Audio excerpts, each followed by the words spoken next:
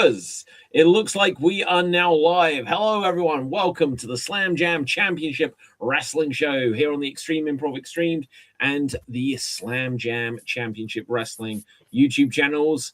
We're going to be discussing WrestleMania and the aftermath of everything that has come out of this last week. But first, here's the intro.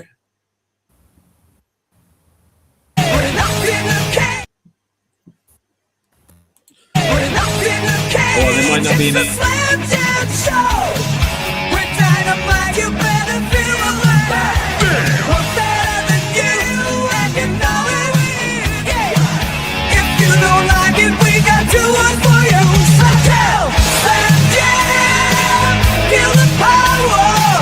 Feel the roar. Slam Jam. It's the smackdown you've been waiting for. You can't see us cheat, or you'll be serving hot shot. Ooh yeah, Slam Jam, and that's the bottom line. Slam Jam. Now it's a Slam Jam wrestling show. We're like the good, it's the big show. You got no chance when you're real forget. That's the respect to us if you spell what we're cooking. It's a Slam Jam wrestling show. The champion's here. Snap into a Slam Jam. The Slam Jam show. Yeah, yo. Yeah. It's the Slam Jam show. Oh, you didn't know. It's the Slam Jam show. We are blessed. Whooping ass. It's the Slam Jam Marathon. Shabam you. Yeah. Yes, welcome to Slam Jam. So we've had a extra long bout of WrestleMania, and I say bout like it's a virus. But we're going to have an extra long. We've started early for Slam Jam so we can get everything out of our systems to cover the SmackDown, WrestleMania Night 1, Night 2, Hall of Fame. Dynamite was last night, Raw after Mania. There's been NXT. There's been so much wrestling in this last week. It's ridiculous. But say hello to the people, Dave. Hello, people. It's been a lot of wrestling this last weekend, and I've watched like very little of it, surprisingly. But I've watched enough to get an opinion going, and plenty to share. Okay, TJ, say hello to the people. Sorry, I just realized I had muted myself. Hey guys, crazy week. A lot happened in wrestling. I also haven't been able to watch everything, but yeah, enough to talk. Okay, well, I have watched everything. No, I haven't. I don't think anyone could possibly watch everything that's happened in the last week. I've seen all of WrestleMania, except for maybe one match I fell asleep in. Probably Finn Balor match, I think. I've seen Raw after Mania, and literally I had to stop in the middle of Dynamite from last night just so that we can do this show. But let's deep dive into everything that was the Netflix Hulk Hogan documentary preview show that was WrestleMania. Because I don't know. This is obviously TKO. Supposedly, the rumor is that they're now in charge of creative, and that if they're just moving into running more and more of it, this felt like it wasn't a bad WrestleMania, but it felt like the worst WrestleMania ever, in as much as there was almost no wrestling on this show, and there was almost no anything else. It was just so many adverts. It was insane. I read a stat for night one. The entire main show and pre-show included was about 6.5 hour-ish. Right, yeah. With 1 hour and 19 minutes of wrestling. Ridiculous. I'll bring up like the information here, but the matches, I don't think any match lost. Maybe one match went 20 minutes. It wasn't pretty. Now, it wasn't to say that the things were bad, but just as like for any of us that were in the Slam Jam group chat as we were like watching it live and talking about it back and forth. We were like, "Oh, this match should have been longer. Oh, this match should have been longer." Every match needed to be longer. And so night one, the opening match, the Usos and LA Knight versus the Vision and ISHO Speed, was only 7 minutes and 8 seconds long. That's ridiculous. It was so ridiculous. You've got 6 people in there. One of them is a celebrity making their wrestling debut.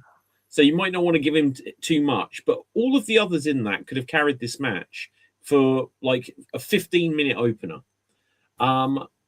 Yeah, I'll just rattle off some of the times, then we can go over any of it. Jacob Fatu and Drew was 14 minutes. The 4-way women's tag match was 8 minutes. Lynch and AJ was 8 minutes. Gunther got 17 minutes. Morgan and Vaquer got 6 minutes 51 seconds. That's the one. Cody and Orton got 22 minutes. And it's like, well, not all WrestleMania main events will be like 40 minutes or whatever, but that was the only match that cracked 20 minutes. Another night, 1 second, and in the second night, only the Roman CM Punk match cracked 20 minutes, and they actually went 30. But this, yeah.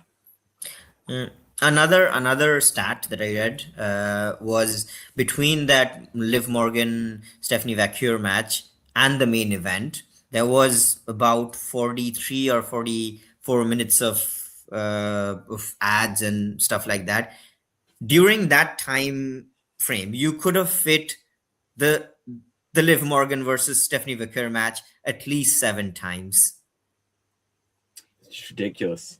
Oh yeah, but she had to have they had to have Liv perform her shit new song, so yeah, that added loads of time to it.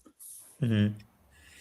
Yeah, that was so weird. Like, I think it was on the SmackDown before or something, where suddenly, or the Raw, it was suddenly like, and here's her music video, and it's like, I didn't know she was doing this, and yeah, so who's to say? Who's to say? Well, there was a few interesting entrances at Mania. Mm-hmm. I think the best one though was Dragon Lee's, and they didn't show it. Oh. For those, I'll bring up the photos. Those wings were like really cool. I didn't even see it. I didn't even see the pictures. I just to come back to it and then to find that he was already in the ring and so was JD and Rusev was pacing the outside. I'm like, well, none of those 3 are winning, and 2, what? There's so little time in this pay-per-view, you can't have all 6 entrants make their entrances. For God's sake. Yeah, I know. Is it going to load? Okay, so look, I can't properly play it, but let's make sure it's like on pause so we can just see. He came out with wings, and they opened. Oh man, you have all that. Just like all that expense to make your grand entrance and also to have a special outfit for Mania, and you don't even get to have it on TV. Yeah, that's ridiculous. But oh well, such is life. ESPN's got to get that ad revenue in. Yeah. So yeah, was it the ESPN thing, which was why we were getting that, like when you're watching Raw and it's the adverts and you get that stupid, ridiculous tune? Yeah, was that the reason for this? Yeah, I think so. Because the US is all on ESPN, wasn't it? So it wasn't on Netflix. Netflix only for international audiences. No, that's nuts. That is nuts. Okay, but let's go through this match by match and dive back and forth about wherever you want to. So the first match, like I said, ISHO Speed and the Vision against the Usos and LA Knight. Yeah. It's all right. It was I thought it was going somewhere, and then suddenly it ended. It was like, oh, okay. It was a match. It was a match. Yeah, I can agree on. It went absolutely nowhere in terms of where do they go from here with any of this. It was just to set up that ISHO Speed probably will get a match against Logan Paul. Yeah, which, probably. Yeah, that well, they want TKO want their celebrities involved and stuff like this, so they'll do that. Did I imagine this or dream this, or was there some sort of headline saying that TKO now have the booking control? Yes, that has been one of the big news coming out the last few days, where it was like they. Now I don't think it's that they're like, I'm sure Triple H or whatever is still booking things, but when they're told to include things, they have to include it. Which obviously to jump to the whole Pat McAfee thing, because that's where this controversy all came from. Apparently, Pat McAfee, like he was the one that said, "I want out," because the idea that they were going to go to Backlash with Cody and Jelly Roll versus Orton and McAfee, and McAfee obviously, look, he's a podcast or like whatever TV, whatever he's got, like I think it's a podcast, right? And he was well liked. They crowbarred him in here, and then he probably found that all of the comments on his live streams were like, "Get the hell off of WWE." So he's backed out of it, which is so interesting for someone to be pushed into a main event spot at WrestleMania, which he wasn't his match, but he was the main event of WrestleMania. To that being such a disaster that he's literally quit the company. I mean, who does that? Who gets put in the main event of WrestleMania and quits the company because they were put in the main event of WrestleMania? I guess I kind of admire him for the fact that he's sort of done that and decided, no, this isn't the way to go, because he probably just thought this is not the show. The whole thing was going into the angle was him saying, Mania hasn't sold out, and yet it's not sold out despite the fact that Randy Orton's here. There's a quote going on about it, saying how bad the product is. So basically saying, look, and now I'm here. This product's getting worse. Let me write this little bit at least by getting myself out of here and trying to correct it a little bit. But yeah, that would have been insane having Cody and Jelly Roll against McAfee and Orton at Backlash. That's crazy. I mean, it's so convoluted. Like everything about that. So Jelly Roll was at WrestleMania. He was there for the entirety of night one. I don't think he appeared on screen. He was just there. He did elbow Pat McAfee, right? No, that's what I mean. But you think it's the main event, and he has done nothing for the entire show. Why was he there? He was just there so that he could do that spot, so they could clip it for social media. There was no logic behind why he didn't come down in Cody's corner. He was just suddenly, here's Jelly Roll, does this spot. And once they got, and why bring out McAfee just to, obviously they knew it was going to hell by this point, but they literally brought him out with the first entrance for this match and then obliterated him before the match actually got going. Then he comes back down in a referee shirt at the end of this match, which made no sense, and a neck brace. And then Orton RKO'd him. I didn't understand why he did that. And then immediately got lost because of it. Yeah, loses. Yeah. Now, I was like, did they do this so that because I don't think it was an actual stipulation. I think it was just McAfee saying, if Orton doesn't win, you'll never see me again. So this gives him a kind of out where he could be like, well, if Orton hadn't attacked me, then he would have won. But that two-faced backstabbing son of a bitch, I'm not giving up my career because he screwed me over or whatever. They could go that route with that if he ever wanted to come back, which, to be honest, he probably doesn't, because they did it so badly.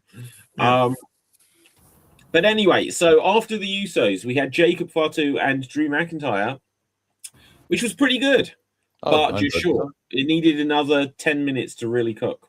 No, I don't agree. I think actually it didn't wear out as welcome. I was. This is one of a couple of matches I thought were just about right. Maybe like another 2 or 3, maybe. But I think in terms of wearing out its welcome, it didn't need to be as long as 25 minutes, because you can't do like how much more like weaponized stuff can you do before it becomes mundane and things like that, and it's too much. I think with weaponized matches, you can run the risk of it going too far. Now, I do think though that maybe it didn't go far enough, considering it was supposed to be a match that was unsanctioned. It was nothing more than a hardcore match. It was same sort of thing. Apart, there's only one I think that even got near that bit, which was the bit with the wrench and Jacob's eye, which didn't really end up doing anything because he sort of recovered almost immediately from it. So there was that part. But I thought as far as that actual Plunder brawl and Mania match and things like that, I think they hit everything pretty well. I think that final bit with the moonsault of the Drew through the table was hit perfectly. I was very impressed with that, and that was one of the more enjoyable matches on the weekend. I thought it was Yeah. I'll really agree. enjoyable match. The only thing, like, it didn't have to be like another 10 minutes of just constant weapons, but it could have let them warm up into it. Yeah, You could have had it, where they're just slugging it out, and a few minutes in, everyone's gearing up. Okay, this is unsanctioned. They could do anything, and now we get into this. Because the only thing that like kind of sometimes bothers me is like you see pay-per-view matches, and people sometimes go however long they go, and then you get. I'm just distracted by the Hogan advert coming in, right? Well, that's it. He doesn't speak the entire show, right? But yeah, when you get like someone that's been in, like, obviously the Hell in the Cell, Drew McIntyre Punk thing, it's like McIntyre should take more beating than this. Is the only thing I feel like is that it was 14 minutes, it was fine, but I was surprised when it ended. I thought it could have gone another 5, 6, 10 minutes. I'd have been happy with it. Dev, are you actually with us, or is this just a sick joke? I'm here. Well, we needed Okay, 3 minutes of that first. So okay, 3 minutes. Yeah, there you go. Dev, we're just going over stuff from WrestleMania. We've just been going over Fatu and Drew. What's your take on that, Matt? see, everyone says that was too short, but I think that's perfect length because with Fatu, the longer he goes, the more he's exposed. He can't go for a long time. He's good in short bursts. I think he can go. Like, I've seen bits and pieces from when he was like in MLW and stuff, and I think he's got stuff that we've not even really seen in WWE at all yet. So, yeah, and WrestleMania. Look, because when you go to Raw, Jacob Fatu comes out to confront Roman, and it looks like that's where they're gonna edge towards for Roman's next challenger. So. Although, I don't know. Like, I would have done a bit more to establish him. Because here's one of the things: WrestleMania often has this reset quality where it's like, and some people are coming out of it, and like, who's the next people? Jacob Fatu's now going to challenge Roman. Oba defeated Brock, and it's just like, okay, they're telling us that these are the next main eventers, but I don't think they didn't showcase them enough. Because like, what was the Brock match? Like 4 minutes 46 seconds. Which it is what it is, but again, all of these matches, almost all of these matches, if they'd been double the length, it wouldn't have been and it wouldn't have seemed insane. Go on, TJ.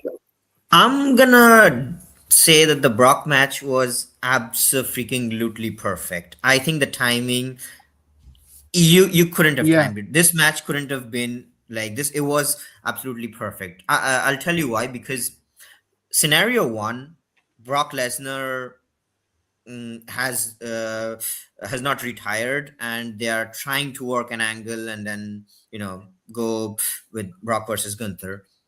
If that is the case, then this beatdown makes perfect storyline sense. Brock has never been manhandled like that ever, except for once with Goldberg. Yeah, but it's WWE. They're gonna say this has never happened to Lesnar before.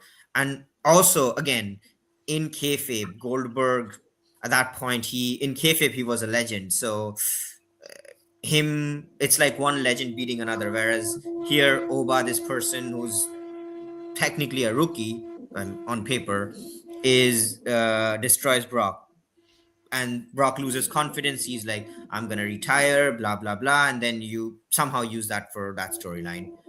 The other option that Brock has actually retired still is kind of guys, we're getting poetic. a bit of feedback from somewhere. If someone's got like a fan or something going, see if you can adjust. Have your headphones, I think.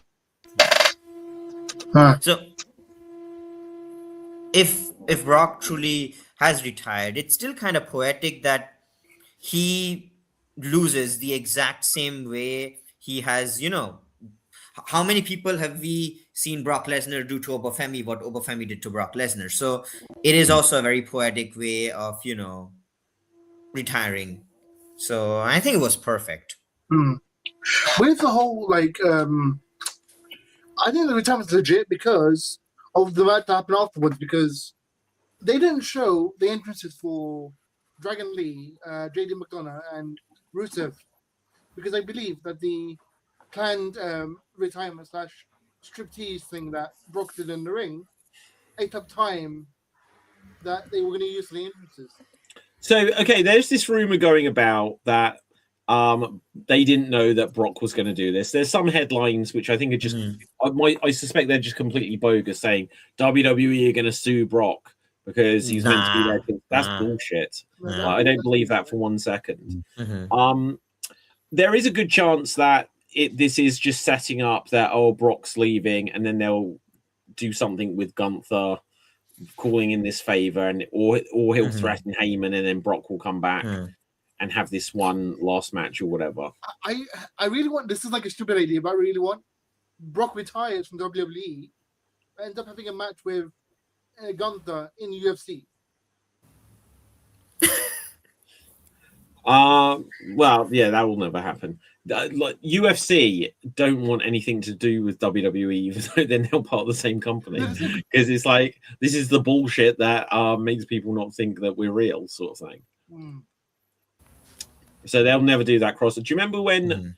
Oh, speaking of Jake Hager, he did anyone see his power slap thing? But do you remember when Jake had? Was it Jake Hager and Wardlow had a on Dynamite a few years ago?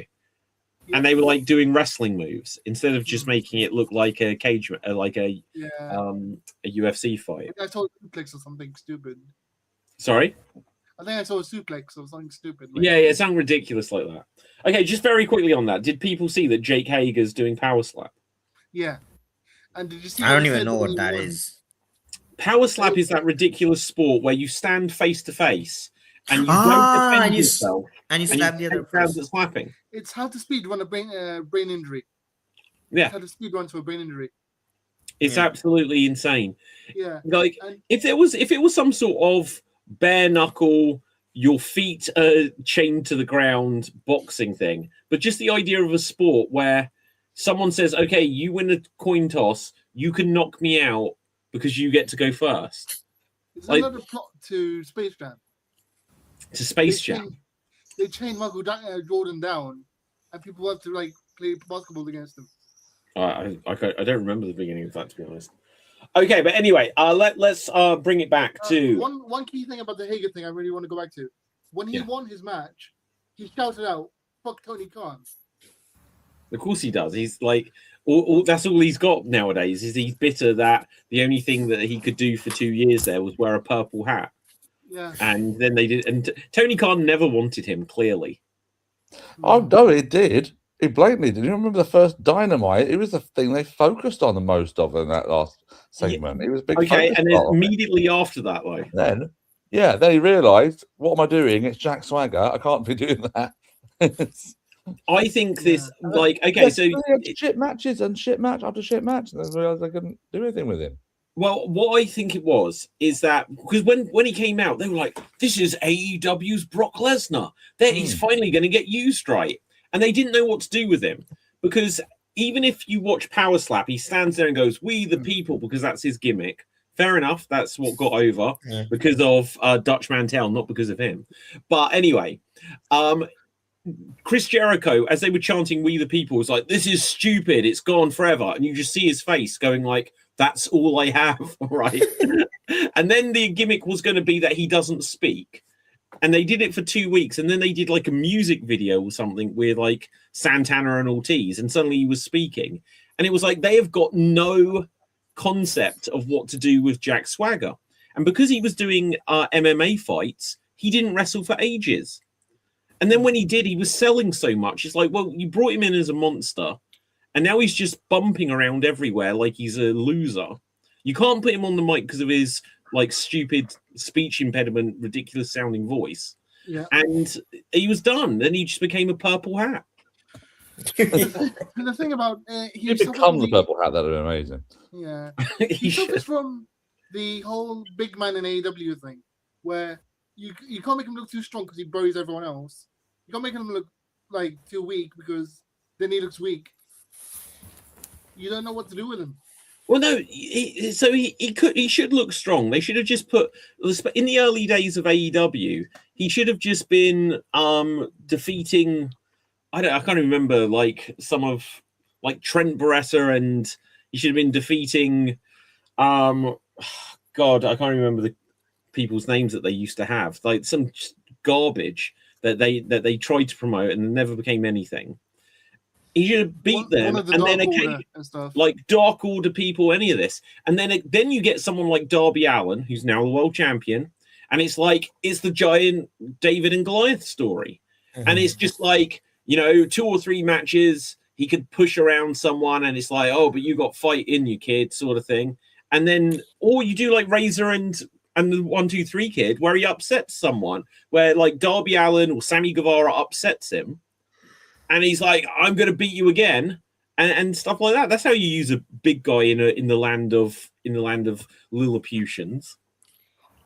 I think the reason they did none of that is that AEW at the end of the day, they started off as a work rate in ring heavy company. They keep saying the W is the most important letter in AEW.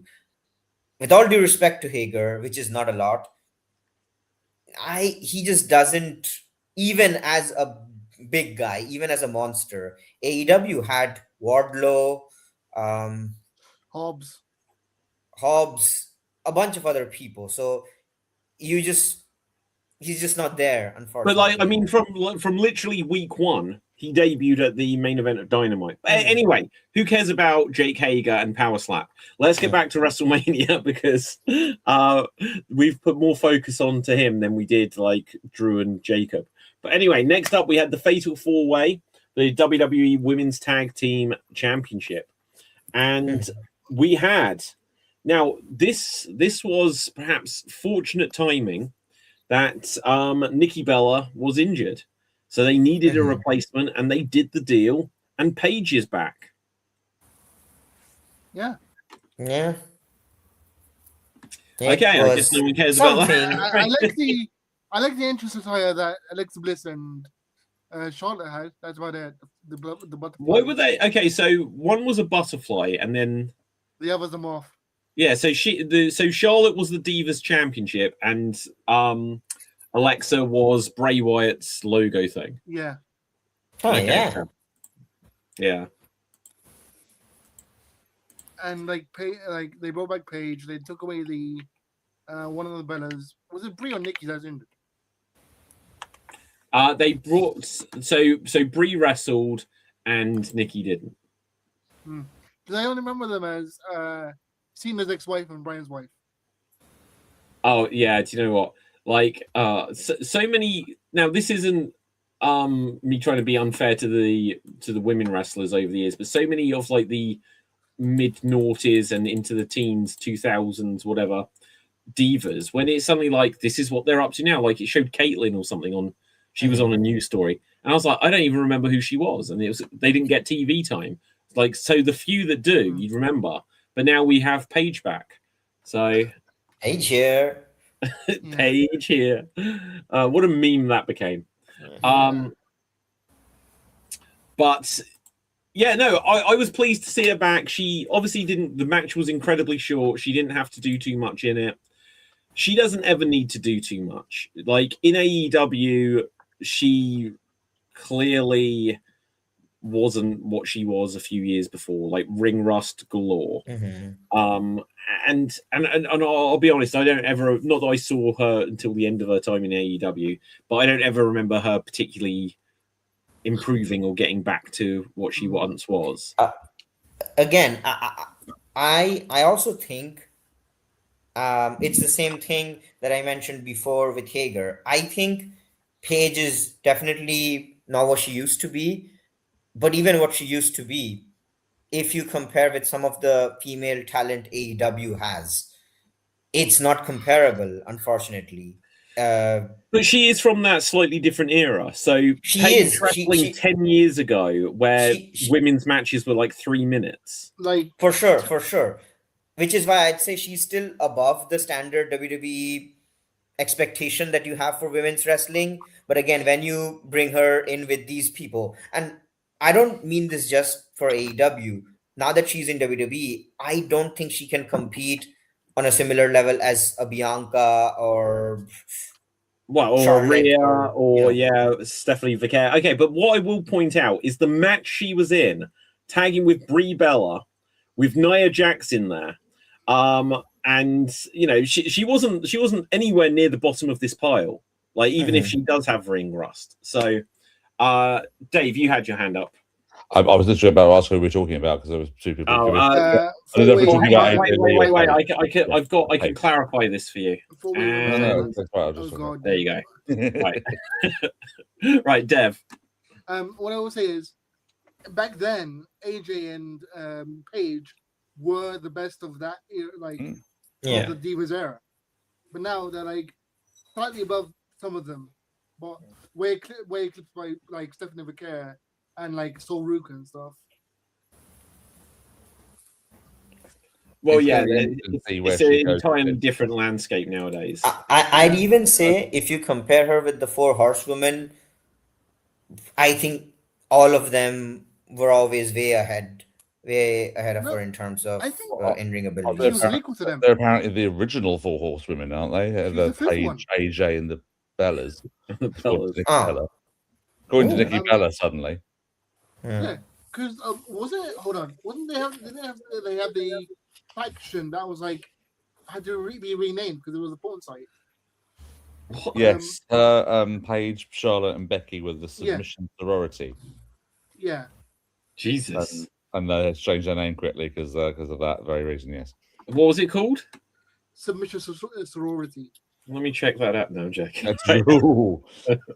Right. Okay. Now, yeah. So 8 people in an 8-minute match is just insanity, though. It wasn't fair. I liked that Nia and Lash came out in the demolition gear, though. That was cool. That was a. Do you know what? I can't remember where I read this. It might have just been like someone's comment on Twitter, or I don't know if someone significant said it. They should have came out to the demolition theme. How much would that? How cool would that have been? They should have literally done. Here comes the Lash. Yeah, exactly. Yeah, exactly. It would have worked. That would have been awesome.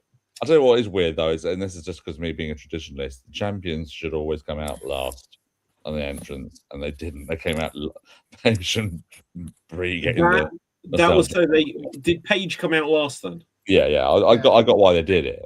They were trying to recreate the Hardy's return, weren't they? Yeah, if you're gonna have that, have the champions come out like first then. It's the champions supposed to either be first or last. And that's just my traditionalist opinion, but. No, I agree. Let's see. Next we had Becky and AJ. So it was all right. It was what it needed to. I like the story of the ref not wanting Becky to win. Yeah, and she had a ongoing problem with the ref.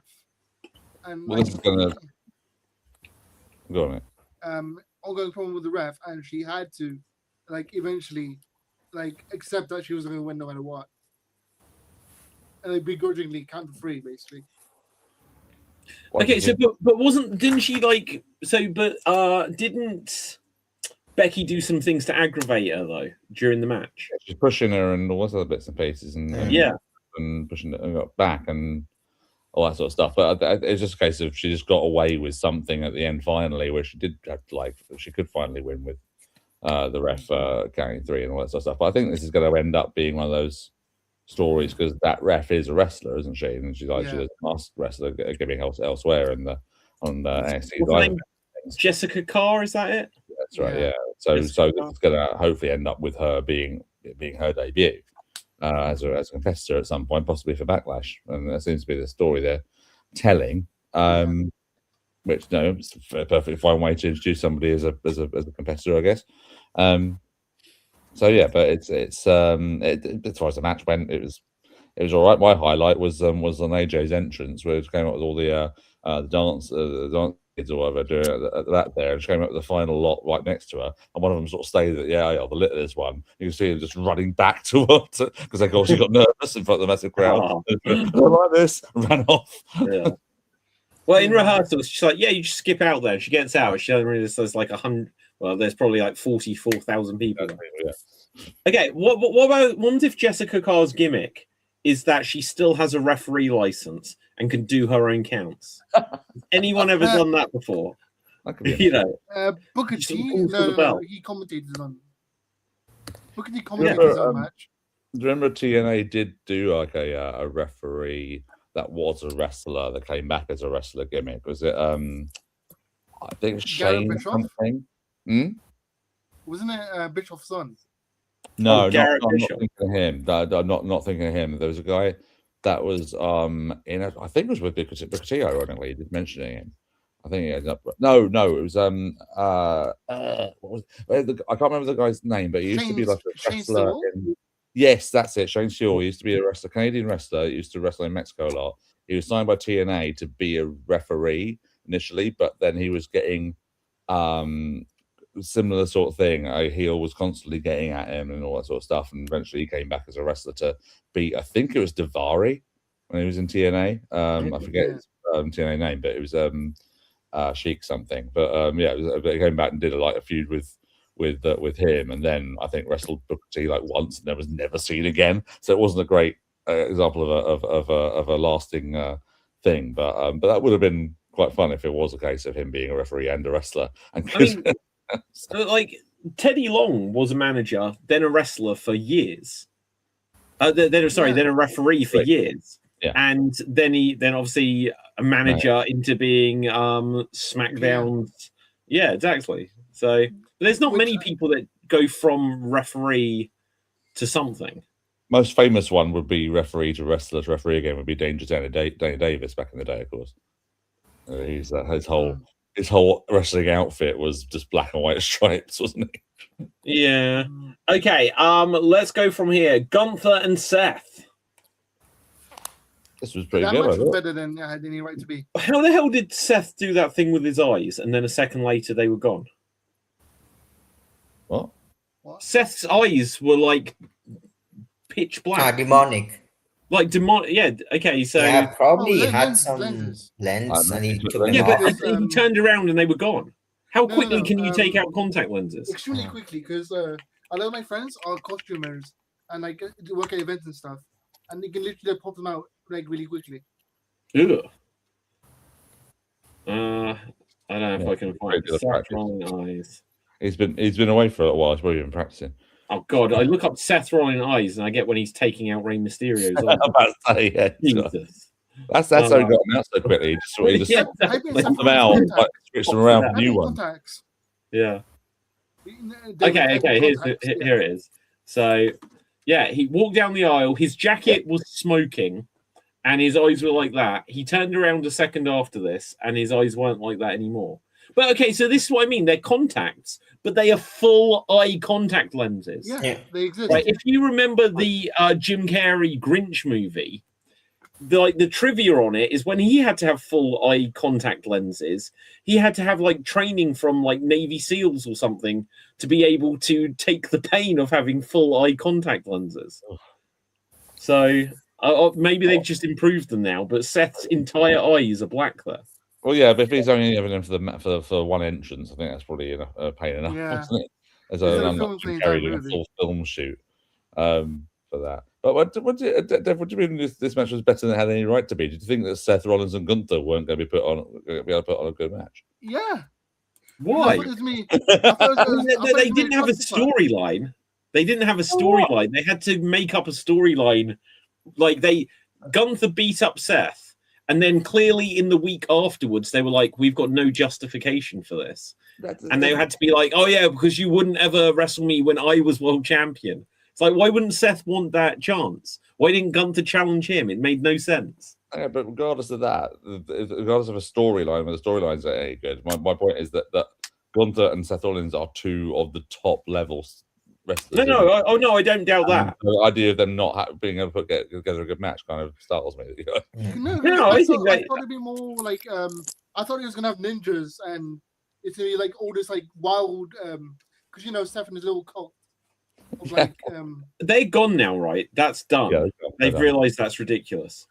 Yeah, so all they've done with this is they diverted Heyman with Brock coming back, and now they've diverted back to Heyman, obviously, and well, kind of. It doesn't even necessarily need Heyman so much, but Braun coming back, and gosh, that was anyone have the feeling that he was going to Titus O'Neil it on that run down the ramp? I'm sorry, Dave, you can go first. Oh no, I was going to say no, I didn't have that feeling, but I do have the feeling that Braun's out again for that bloody chair shot he took the next night. Yeah. The back of the fucking head, Jesus Christ. He's not out though, is he? Or is it just I was worried though because I saw that bloody. Okay. The chair shot was crazy. I'm not a big fan of how Braun doesn't when he hits a spear, he doesn't kind of take his opponent down with him. It's kind of different to the spear that Edge or a Roman Reigns does. So for me, the running down, that part was awesome, but then I was just not the biggest fan of that spear. Like, I think if Copeland or Roman Reigns did that, the exact same spot, I would have been like, that's the best spear ever. Wait, Braun Baker definitely does have the best spear ever. I'm not a fan of that. I'm not a fan of his spear. Call him Braun Baker. Well, he should be Braun Baker. Braun Baker. No, Braun Baker has the best spear. Yeah. Because he cuts through them. Like, hugging them, he cuts through them. No, and look, so obviously the first time where he was always like, it's like, oh my God, he's devastating and how fast he is. But obviously he became very famous when he destroyed ISHO Speed with the spear because it was a little non-wrestler. Do you remember at the Royal Rumble? Mm. Yeah. And then who was the next one he did where he ran down the aisle and just cut someone in half? Was it Carly? Yes, I think you're right. Yeah. He like jumped in the air and it was all the super spear. Like that. Let's not compare Braun Breaker's spear to Adam Copeland's, for God's sake. Edge's spear is the most overrated spear ever. Yeah. I couldn't understand what I thought when Edge started doing the spear, that like it was some sort of trolling of like, well, Goldberg does the spear, and then we get this scrawny tall guy to do it. Yeah, it never made sense. Yeah. Why you don't get like spears need to be people that are built like dog face gremlins, Like all footballers should have a spear because that's 90% of what they do. American footballers are like tacklers. The spear actually evolved from the tackle, didn't it? How is a spear different than a shoulder tackle realistically? It's not. It's just they renamed it. The only difference is a shoulder tackle's this, and the spear you put your arm out like this, but you're doing all the work with your shoulder anyway. There's a really random.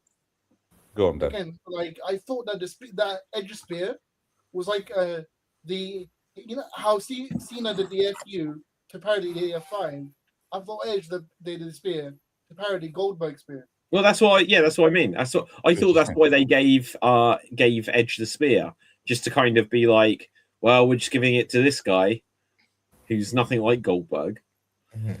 I remember the first time I saw the spear got called in a wrestling match, and back to when I started watching wrestling, and it was Ultimate Warrior against Randy Savage at the career-ending match at WrestleMania 7, where towards the end of that match, where Warrior does his flying shoulder tackle a couple of times to Savage before he beats him, and Gorilla Monsoon calls them spears. That's amazing. It's quite weird, and I think, you know what?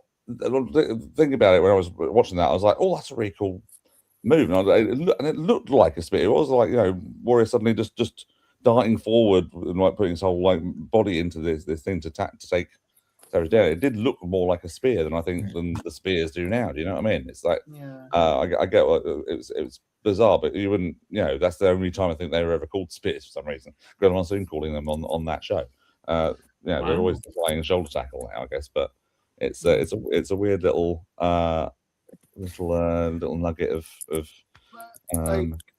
I with the speaking of Spears, I just remember a quote from Rhino saying, "If it pins someone, it's a ghoul.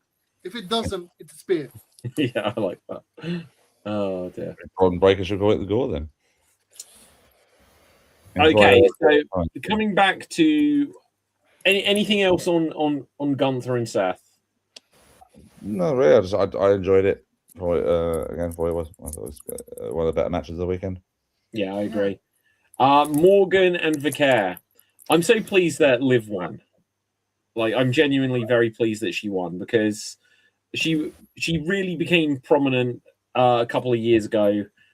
Everything like with Dom, and even though like then when she was like injured, she came back, and it just felt like until she won the Royal Rumble, I was like, oh, she may not get put back in that spot. So I'm glad she is, and we'll see what happens with it. Go on, Dave. For me, go on, Dave. So my thing is, and this is obviously going to be more prevalent considering conversations had in the group chat in the last 24 hours, where I got asked if I like what I thought of Liv Morgan. So I've always said her song's shit, but that's just me because I don't like that sort of style of music. I also don't understand why she, as a heel, is putting out a music video or putting out a song. That is something that your popular competitors do. Surely. I agree. You gotta push it. She isn't a heel. Like, there's so many of the heels aren't heels now. But she is. I know that she is a heel. She's presented as a heel. Yeah. So why is she doing that anyway? Also, then changing that to making that her entrance for Mania. Again, is it a heel thing? I don't think it is personally. So my issue with, and the reason I say I can't stand Liv Morgan, is not because of her as an individual. Her as an individual is a perfectly great person, I'm sure. Very nice person, I'm sure. I've never heard bad words said about her. She works hard. She's made massive improvements over the time she's been in WWE. She's gone from someone that didn't really think was going to be there for more than a few months to suddenly being there for years, and has and is a solid in ring, absolutely fine. But my problem is I'm fucking bored of her as a character at the moment. I don't know what she's supposed to be, and this is what I'm saying. Why don't she's releasing a pop star video? So what? So now she's supposed to be Sabrina Carpenter or something like that. She's doing. Does she think she's her? I'm pretty sure that's Blake Monroe's character, isn't it? Something like on that right. So I'm now confused as what she's supposed to be. She's done the sort of twisted like the revenge tour thing, which was quite reasonably good fun. That idea, that motivation she had to sort of mess up Rhea Ripley, mess her life up, and take a title, take her group, all that sort of stuff. I got it, but I don't know what she's supposed to be now. And her being in this match with Stephanie and winning it with the same old interference routine from the rest of the group, from the other girls in the group, and beating some. And I've said this before when the feud started with her and Vicaire. I think that they've booked Stephanie so badly in this whole thing, to the point where with the starting point where she had to choose who she was going to face at Mania, whether it was going to be Jade or Stephanie. And just like Stephanie just allowing herself to sort of just stand there and get attacked. Then again, another time just standing there getting attacked when she was having a feud with Raquel. Stephanie was just constantly putting herself in positions until she got herself attacked. We're talking about earlier about people don't know how to book Jake Hager and things like that. I don't think WWE know how to book Stephanie Vicaire. And I know that's weird considering she's been the champion for the last number of months, but I don't think she as a character is going anywhere either. I think this whole this is the thing. It's a lack of, like you just said a moment ago as well, David. I was saying about how I'm saying that she's supposed to be a heel character and all that sort of stuff, and you're going, but she's not. She's doing all this sort of stuff. In the eyes of many, she's not a heel. Yeah, that's the thing. It's just a confusion with me, and to have put all this into a. Sorry, TJ, I've already left because I'm ranting too long. Right, okay. But I'll wrap it up to say it's just a total confusion, and to have all of that like work with her building up to what was the match was the shortest on the night. That was actually like where the entrances were longer than the match was. Just thought that actually was more insulting than anything like that, because I think in terms of an actual match they could have worked a really good one, because Stephanie is one of the best in the world regardless of gender. She's absolutely superb in ring, and as I said, I don't have a problem with Liv Morgan's in ring and things like that, but just think it was a complete letdown to have them go only 7 minutes, less than that. Yeah. Anyway, No, like, see, what I would say is, when I say like she's not a heel, it's because they're like, her Dom is such a popular act, but their act is that they're bad guys and people like that. And obviously, like, it's so crazy with where we've gone with the Judgment Day that there are no original members. Who has tenure in it now? Is it Dom? Yeah. Like, he's the long. Oh, truth, yeah, don't right. But yeah, it's, and I said this on a show a couple of weeks ago. We're quite close to it transforming into an all-female group, which might be an interesting direction for like one group to evolve into. The match was just too short. Obviously, they can both go better. I completely agree. Stephanie Vicaire is really, really good. Can have really good matches. I think one of the problems with her in WWE is she can't speak English properly, or she can't speak English well, and so trying to get her personality to translate to this audience, they don't know how to do it. Like, this is where, in one sense, because she debuted in AEW and then was suddenly in WWE almost immediately. Am I correct in remembering that? She did. She was a part of a Forbidden Door. She was. She was. So she didn't actually. LL Women's jump Champion. ship. That's what the WWE officials saw. They saw her on that show. And they were like, "This person's good. Let's see if she's." Okay. And then So that's where, like, the difference. One of the differences between WWE and AEW is that if she was just in AEW, she'd be given long matches, and they wouldn't worry about so much other character and microphone time kind of stuff. But you know, the Fed is something different. Dev, go on. I have a lot to say about this. That match could be good, but it was ruined by too many extra stuff. Like they made a music video. They had the entrance that was like extra long of the guy humping her for like 10 minutes, and then they had the that was weird. Like really short, and then it was like too much interference, more ends, and then we know that Liv Morgan had to win, but she could have won without all that interference. And the problem is, the next day, she had the match with Sol Ruka that's like 20 times better than this one. Yeah. Because this is. I was just going to quickly say, this is sometimes the case where, especially with the WrestleMania, where like a match on the Friday before or the Raw after will suddenly be like, oh, that was what they should have been given at the pay-per-view, but for some reason they cut something short. That sometimes happens. I remembered. Did we talk about Royce Keys or not? We haven't mentioned it. He won the Andre the Giant Battle Royal. So there you go. Yeah. So we released in a few years then. Cool. Well done. He made his main roster debut by winning the Rumble. No, he debuted before. He'd had a match a week earlier. Oh no, he meant the Rumble. He was. Oh yeah. But there was the thing though, wasn't there? With him, there was things saying, "Oh my god, why aren't they bringing him in? Why aren't they brought him up to one of the shows? Why haven't they done this? Why haven't they done that? Why is he just doing dark matches?" Apparently, he asked to do dark matches so he could get used to the WWE ring and the system, all that sort of stuff. And so it's like just people making a big fuss over nothing. Like, and back to Liv Morgan, because like for years, even when she was part of the Riot Squad, she had the most potential. Because as much as she was good, Ruby Riott was already established. She was nearly already at her peak, but Liv had like room to grow, and Sarah Logan was again near her peak as well because she's been doing that for a while. Like Liv's the one that's like most improved those days, and now it's shown. But she's been hindered by the whole always needing interference thing. It's like the bloodline. They couldn't show how good Roman was because he was always winning because of interference. Yeah, well, it'll be interesting just to see where they eventually go because it feels like there'll just be more implosions within the Judgment Day, and that's where that will eventually break up and change and evolve. I half expect that she'll end up having a match with Dominic Mysterio, so we'll see if that comes to pass or not.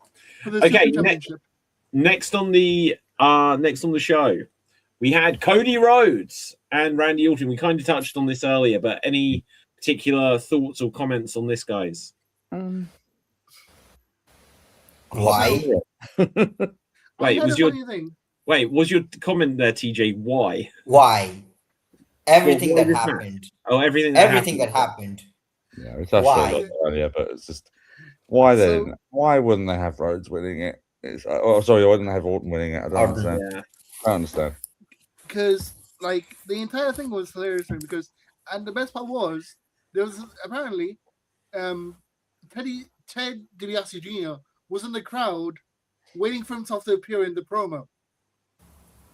He's recording himself, watching the promo, waiting for himself to appear. Yeah, but there's that thing. Okay, so there's that thing that's come out this week where apparently Ted Jr. owes Randy Orton $25,000. Did you hear this? Yeah. Right. And so he said this on some video, and then Ted Sr. was like, "What are you talking about, young man?" Right? He thought it meant him. Right? Ted DiBiase owes me $25,000. Yeah, I bet the $1 million man for a second was just like, "Shit." And like, what was that about? Yeah. But okay, but look, so it's a nice story. So coincidentally, about a month ago when that came out, that DiBiase Jr. Wasn't going to prison, exonerated, he was not guilty or whatever. I mean, it's always better if someone turns out that, you know, they're not ripping people off or not a bad guy in some way. But look at what he's been dealing with that for years. Is he suddenly going to be in in-ring shape and in-ring psychology to go from, well, I almost got sent to prison for 180 years to, oh, I better do a run-in at the main event of WrestleMania this week? He doesn't have to be in in-ring shape. It could be like a 2011 Kevin Nash thing where he just appears and causes problems and leaves. Yeah. They could have had him have just like a what? He could have given some advice or made an appearance. But sorry, go ahead, Dave. You go. I was going to say I don't know where he got the money in order to get them the tickets. That's what I was. Yeah, his dad, billionaire. His dad's a millionaire, so that could work. But his dad's not a millionaire, is he? So it's not. But yeah, the actual match when Jelly Roll took out McAfee. It got good. Yeah, but I think we said this before you came on, Deb. I think the match was fine until McAfee just, I'm going to say his name now. McAfee suddenly ran back in a referee shirt and was like, "What the fuck's going on now? Come on." Yeah. Oh, it was quite nice. A quite nice thing did happen there though, and it was the first, I think, main event that Cody Rhodes has won where he's not had to hit Crossroads 3 times in a row. I hit it once. Yeah. It was actually, oh, you're actually using it as a finisher for once, and actually go having win it with one shot of his finisher. All he had to do was sacrifice his eye. Yeah. You know, I hated that McAfee ran back down. Orton turned on him for no reason, and then immediately got beat. It was just such a crappy ending to a main event of WrestleMania. It was a real shame because the actual match after getting rid of McAfee and then before McAfee came back, they were trading moves from one another, trading finishes, doing lots of it was a really good match. Yeah, Orton blading, Rhodes getting cut open by a legit fist in the eyebrow. Yeah. If Orton so Orton attacked Rhodes afterwards. On Raw, they tease CM Punk versus Rhodes. when Orton obviously is still a factor here. I don't know. I think that was just their way of saying Punk isn't going to have a rematch against Roman. So maybe they'll shift Punk over to SmackDown. But he kept saying like a title opportunity is gonna fall from the sky. A title opportunity is gonna fall from the sky until Cody Rhodes came out. yeah, I don't know. Right, but Does that anyway. mean Punk's winning Money in the Bank? Hopefully not. Punk should not win Money in the Bank. Or if that title opportunity is coming from the sky? Oh, I see what you mean. Yeah. No, like they'll do something. They'll circle round to Punk versus Cody at some point, just in time for WrestleMania next year. I was gonna say, I think it's gonna be the match next year's WrestleMania. Yeah, They could do SummerSlam. I mean, they could do SummerSlam. It really depends because obviously WrestleMania next year is the Saudi one, so they're gonna. Well, look, I'm just saying, if you thought Hogan was on this year's show, he's going to be wanting that paycheck for next year's show. So Brock will suddenly be back. Cena will suddenly realize he has one more in him. Everyone will want that $20 million paycheck. So it'll probably be Rock versus Roman, Punk versus Cody, and and there'll just be the statistic that everyone in the main event is at least 45, if not 55. We got Dev. You just reminded me, like Dave just reminded me, this year's Money in the Bank would be the 50th anniversary of the Kiss Goodbye. That's Punk left. So, wait, the Kiss Goodbye? Oh, Money in the Bank. Oh, wow. Yeah, that's interesting. There's a thing that came up on one of the news sites I look at just before I came on, talking about Mania being in Saudi next year. And this story is saying that questions are starting to swirl around WWE's international plans as global tensions and financial shifts in Saudi Arabia have sparked speculation about their long-term schedule, including Mania 43.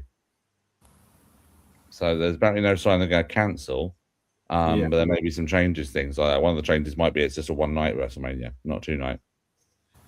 They should... Yeah. See, the only thing with that is they should do it they could do a two-night WrestleMania where one half of it's in Saudi, the other half, I don't know. How about London? But you know what I mean. They could. How am I going to get to both? How are you going to get to both? Well, I want to do both days. The green shirt guy will find a way to both, right? What is with that? That was the entire front row on Raw. Like everyone was in green shirts.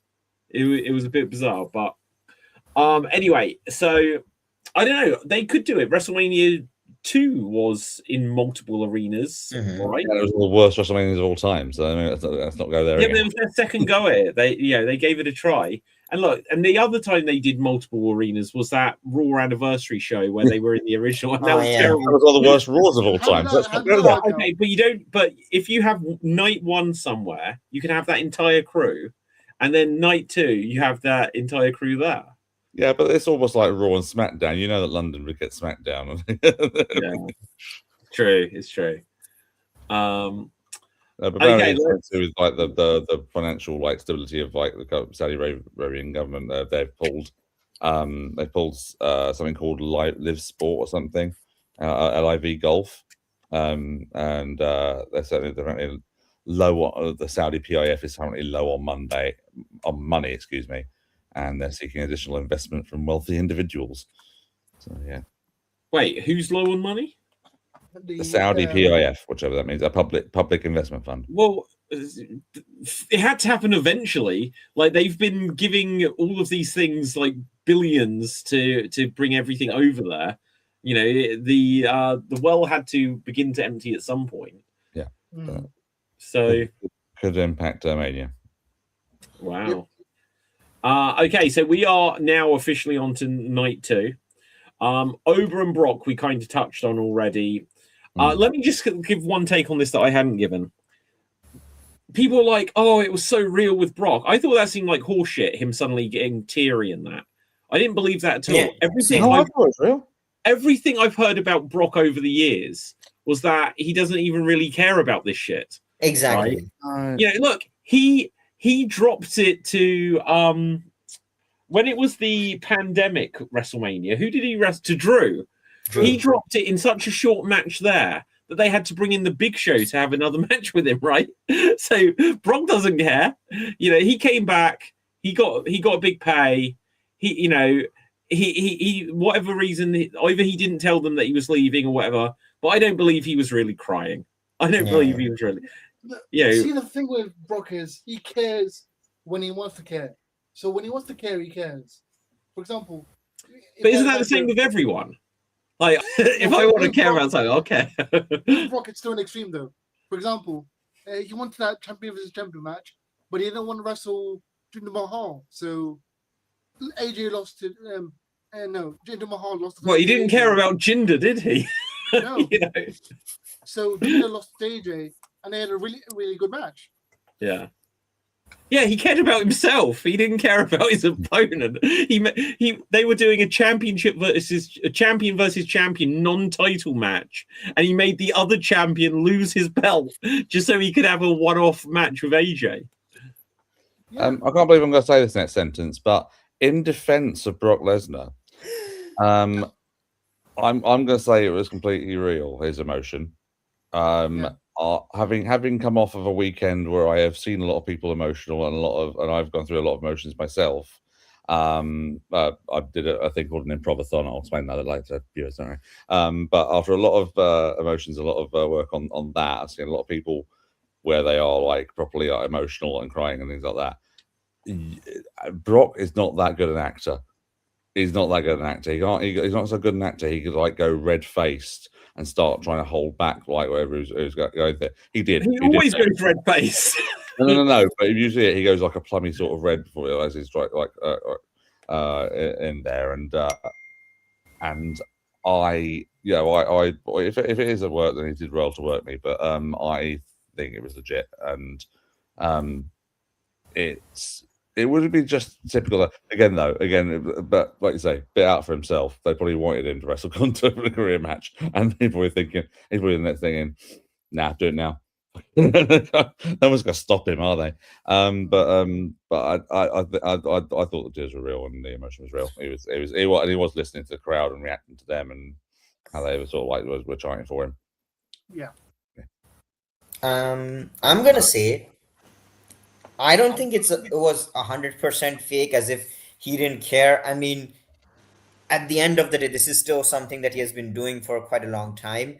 I do think there was a bit of acting there because, again, I don't think that was his last match. I think his last match will be against Gunther at SummerSlam. Yeah. And I think because of Gunther's current trajectory, you can't really have him as a baby face. So this was what would turn Lesnar face, and then Gunther attacks Heyman or catches in the favor or whatever, and you have a babyface Brock Lesnar in his hometown in his final match against Gunther, where hopefully he taps out. Yeah. It's possible. My query on that one would be, and that's a good way of getting him to be the face in the situation. And possibly is what it would be. But I then question the judgment of having him lose to Oba so fast and putting over. If that's the way they're going about it, it's kind of like, well, we've just had the proper retirement at Mania. I'll just go and do this one, and it'll be like another John Cena situation, or it's like, oh, you got me, well done, that sort of situation.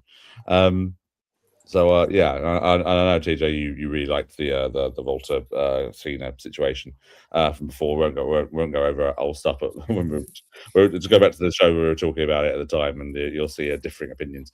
But yeah, I question the decision to have him do that then, and allow him to sort of do the retirement thing here. If it wasn't a case of him being allowed to do it, or I think I'm just going for it, that kind of weakens the idea of Gunther then retiring him. I think, okay, because one of the things I've been saying for the last few months is that I don't like that everyone's got the same retirement. So Brock has had a different retirement, even if they go back on it, right? So this was his retirement. This was his WrestleMania moment.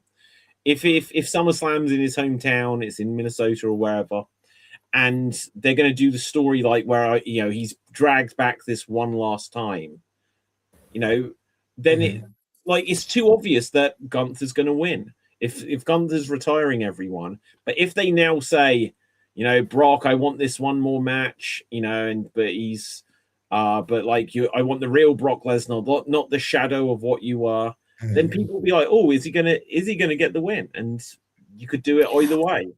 I mean, I do think in at least one of Gunther's future retirements, it should be because he destroyed the other person so bad that maybe they have a career-threatening injury, something like that, instead of just, Ooh.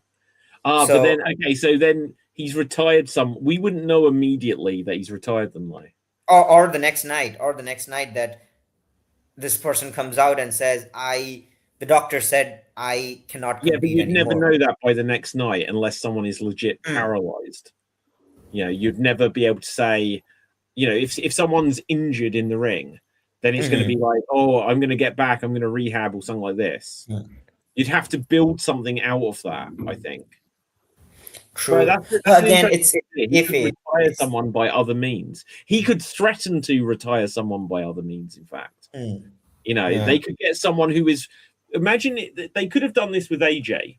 Rather than saying, I'm putting your career on the line, Gunther could start pursuing someone and saying, he could even right now be like, I wanted to wrestle Brock Lesnar. He dodged me. I wanted to wrestle Rey Mysterio. He's trying to dodge. He could go after Rey Mysterio with this. And he could be like, if you want to put your career on the line, I'm just going to take it from you. Yeah. It could be Or that that angle. Yeah, that'd be interesting. Speaking of Rey Mysterio, Rusev, Penta, Javon Evans, Dragon Lee, and JD McDonough in a 6-pack ladder match for the Intercontinental Championship, which was fun. I enjoyed it. Match of the weekend for me. Yeah, quite Second possibly. best match for me. Yeah, same. Anything your thoughts on it, guys? The big thing I want to talk about is the entrances. Like they cut like 3 of the entrances. we discussed the Yeah. you said the Serbian, so they cut because of Brock's retirement or whatever you said earlier. But that action in this match I thought was off the chain. I thought it was some really unique stuff I hadn't seen before. I always worry about ladder matches that they go do stuff that we haven't seen before and all that sort of bits and pieces. And also there's a few sort of like moments it's all like, oh, we've seen that before and things like that, but it was all done really well. Was that Rey Mysterio 619 with where Dragon Lee was caught up in the ladder? I thought it was like, well, no, okay, that's a new one. That's different. Destroyers on the ladder and okay. So go ahead. Sorry. I was saying, like the Destroyer on the ladder, JD McDonough's Spanish Fly off the middle of the ladder. That was crazy. It was a very Destroyer off the ladder wasn't there one in like AEW or Ring of Honor, like Dante Martin, where they did something similar and he like busted in. That was a much more dangerous spot they did. It was off the ladder through a bunch of tables on the outside. Oh, okay, that was to the outside though. Yeah, I know. Just a Destroyer on the ladder though. Also, I thought Mysterio and Rusev had both killed themselves together when Rusev. Who is it that shoved Mysterio or something? And then he went into Rusev, and Rusev's head went in between 2 rungs of the ladder. It just missed, but it was like, it was like really close to the top of that. Yeah, that's crazy. That was a crazy spot. Yeah, very crazy. But it was like, and they both got back up to do more stuff. But yeah, no, I thought it was a very good ladder match, and again, one of the ones that didn't outsay its welcome. Perfect length. Yeah. Fine. No, I agree that match was the right length. Was Penta ever not winning though? Like, I didn't think anyone else seemed a real contender. You could possibly say Mysterio, but I think Penta was always more than likely the favourite going into it. But I wouldn't have been like appalled at Ray winning it for one more time, and then maybe dropping it Penta at Backlash. Yeah. Okay. Next up, we had Trick and Sammy. For the I love the US. Sorry, I love Trick's entrance attire. It was like when someone's accidentally stood on a toilet roll. It's just trailing behind you. Right. Yeah. Are you calling Trick Williams the Andrex puppy of WWE? Yes. Quite possibly. Was it still something? It said that the jacket weighed like 80 pounds or something like that. That's Sounds like ridiculous. insane. People get It married. needs several less than that, people to get rid of it, right? though. I'm pretty sure that the Princess of Wales wedding train wasn't as long as that. Mhm. Well, it's a WrestleMania entrance, you know, Yeah, so true. good for him. Well, And he defeated Sammy. It's everyone's turned on Sammy so much I recently. say, what's this Sammy turn suddenly like happening? Do you know what? I kind of have hated Sammy for a long time, but I did want him to win against well, when he had the world title. I was like, are you going to do it? Because they need to do it. Because I'm fed up of this.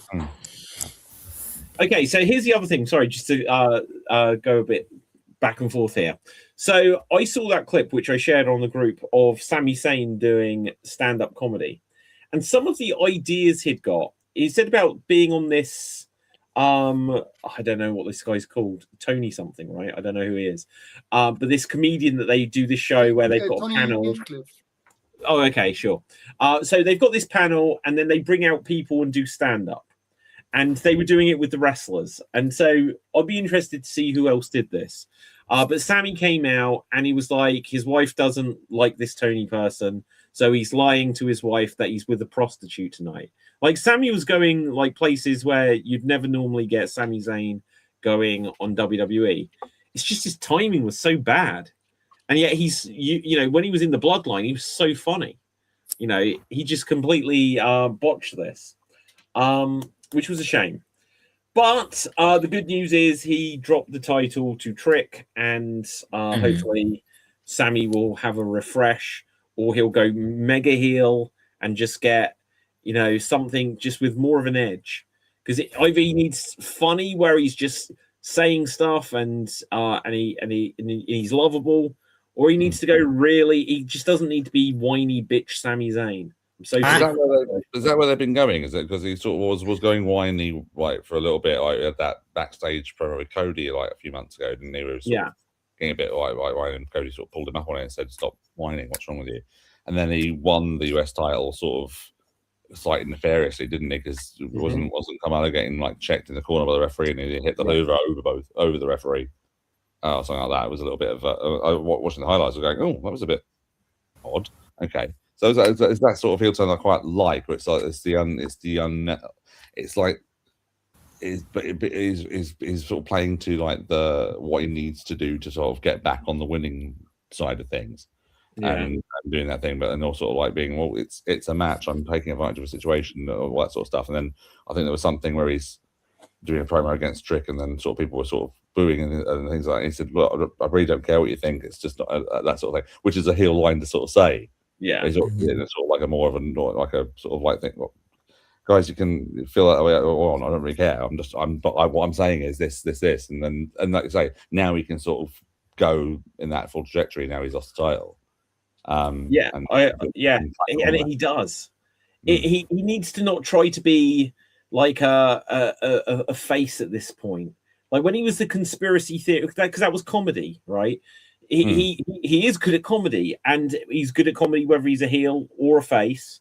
But the whiny sort of "I got robbed, I just want that chance," you know, trying to rally the crowd. It just, I'm sick of it. I'm so sick of it with Sami Zayn.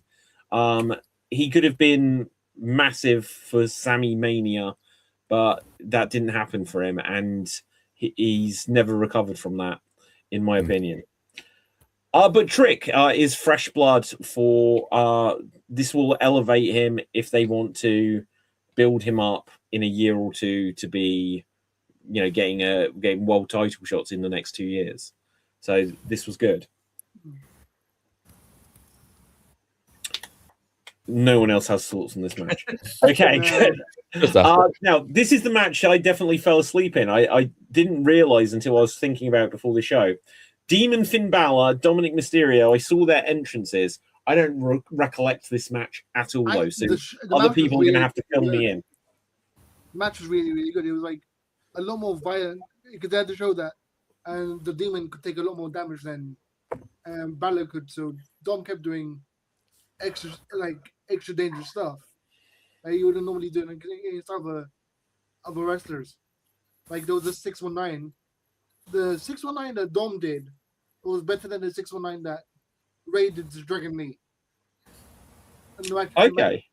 But like Dom often does a 619. What made this special? Well, yeah, but Ray, yeah, but Ray also like only had a ladder to contend with that 619. To be fair, yeah, because like I know like Dom had the chair, but but no, I agree with Dev that it was a better match than I think this is the match that was better than it had any right to be. Yeah. But I did realize after the initial entrance, after the entrance into that, I did realize watching out I hadn't missed Finn wrestling as the Demon. It's just it used to be, and he said this before in interviews. It used to be just a cool entrance. It was just a thing in New Japan for like something different for one of the Wrestle Kingdoms many years ago, and then that sort of got eyed. They started doing these different, well, not Demon, but he used to do the sort of cosplay stuff in the indies and things like that. Yeah. So there was a famous one from Progress Wrestling where he was the Joker. He was he's always done various different comic book sort of like things like that. That was his deal for a while. He'd do these different things. Hannibal Lecter is another one as well. He did. And then when they came to the WWE, they were like, okay, you're doing the Demon thing, so we'll get you, like, your debut will be in the tag team match, or you'll do your dress up stuff. And then it became more like, oh no, this is actually another side of you. It's not just a cool entrance. This is going to be like a side. It's going to be a different character. And suddenly it's like he just develops this Demon character. If this Demon character is so much better than Finn Balor, why isn't he always a Demon then? Because he doesn't want to do. He doesn't want to do the makeup. Yeah, but on a scale of wins and losses and things like that, do you not think you'd want to go in your character where you've won most of your matches? In kayfabe, he despises what he becomes when he's like that. But again, I was watching that match, and when because I hadn't seen the Demon wrestle years either. This version of the Demon, not the NJPW, not the indie version that we know, that Demon's great.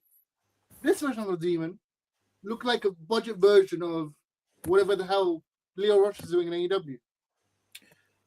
Leo Rush in AEW is the best thing on AEW currently. Yeah, I literally was watching Dynamite just before we came on, and his entrance, and I think he wrestled Brody King, I think, and did he right?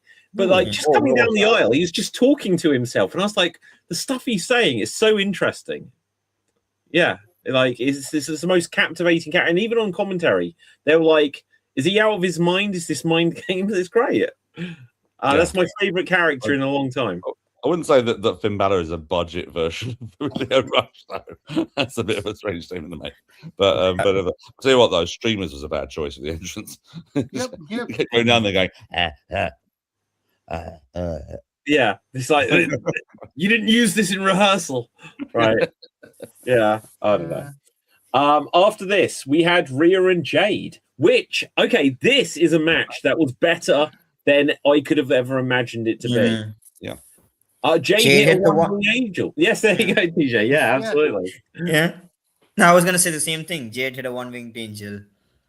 Yeah. It was a genuinely good Jade Cargill match, which is a rare thing. Yeah, because it was back and forth. You know, Rhea, it's not the same deal where Jade is just like bigger and then can just throw people about and dominate. It seemed even matched in that regard. And there was still some tiny sloppy back and forth bits, but it looked like, it was scrappy in that sense. Go on, Dev. What I did like is Io Sky still got her WrestleMania moment, because Io was supposed to have a match with Asuka that got taken off the card. Oh, she had a moment with Rhea instead. So wait, was that ever announced? No, it was never announced, but I think that's the idea of the rumors were that was where they were building up to that. Which, if they'd done that match, how would they fit in that Hogan commercial? Yeah. I think what I did like as well in this one was that this was a real testament, I think, to Rhea's ability as well, because we've all just said that it's the best match Jade's had, and probably no small favour to Rhea's abilities, I think, and in terms of how she's improved as well.